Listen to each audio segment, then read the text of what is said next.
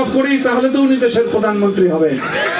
আবারও বলে যাই সকল নেতা কর্মীকে, ব্যক্তিগতভাবে হয়তো সকলের সঙ্গে আমার কথা হবে না, কথা একটাই, কোন ধরনের কার্পণ্যতা, পিছুটান এটা ভবিষ্যতে বরদাস্ত করা হবে না।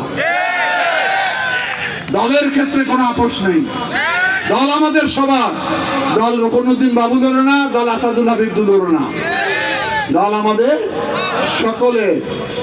তাহলে সবাই মিলে আপনারা চেষ্টা করবেন যাতে করে কেন্দ্রে পাহারা দিবেন, কারণ যে দল অশনি সংকট দিচ্ছে, ব্যালট পেপার নাকি ছাপিয়েছে, ওরা সিল বানিয়েছে। আমি না বললাম এরা মুনাফেক, বড় চোরের দল। দাড়ি আছে, টুপি আছে, সেটা ভিন্ন জিনিস, কিন্তু চুরি করার জন্য ওস্তাদ ওরা। ওরা মানুষের ভোট কেনার জন্য বিকাশ নাম্বার নিচ্ছে এখন বাড়ি বাড়ি।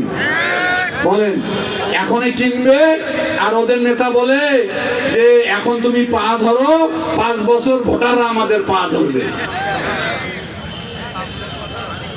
এই একটি দল। তাহলে কথা শেষ। তাহলে এখন বলেন মার্কাটা কি? কি হইল ওটা? ভুলে গেলেন তো? এই মার্কাটা কি? কোন রকম কোয়ার্টার ফাইনাল হয়েছে। কালীগঞ্জ তো ফাইনাল খেলতে পারবে না আমার মনে হয়। পারবেন? দেখি আর একবার মার্কাটা কি?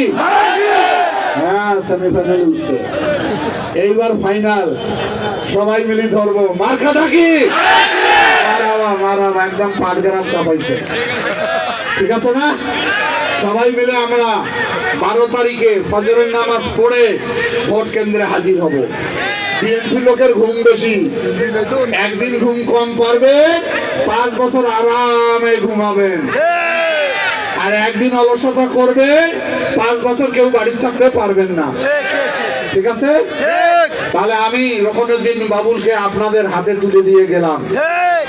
আমি আগামী তারিখও হয়তো আজিদমারি 3-4টা জনসভায় বক্তব্য রাখবো। আমি চাই আমরা সবাই একীভূত হয়ে থাকি।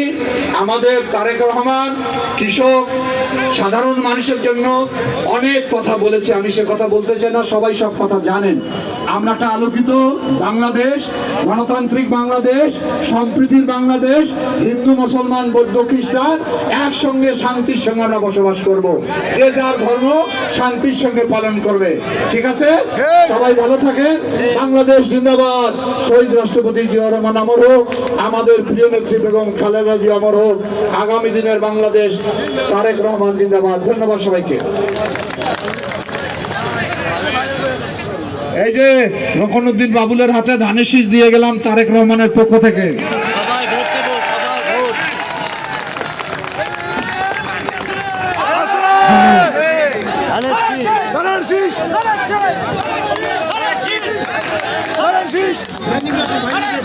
এই সভা এখানে শেষ করা হলো।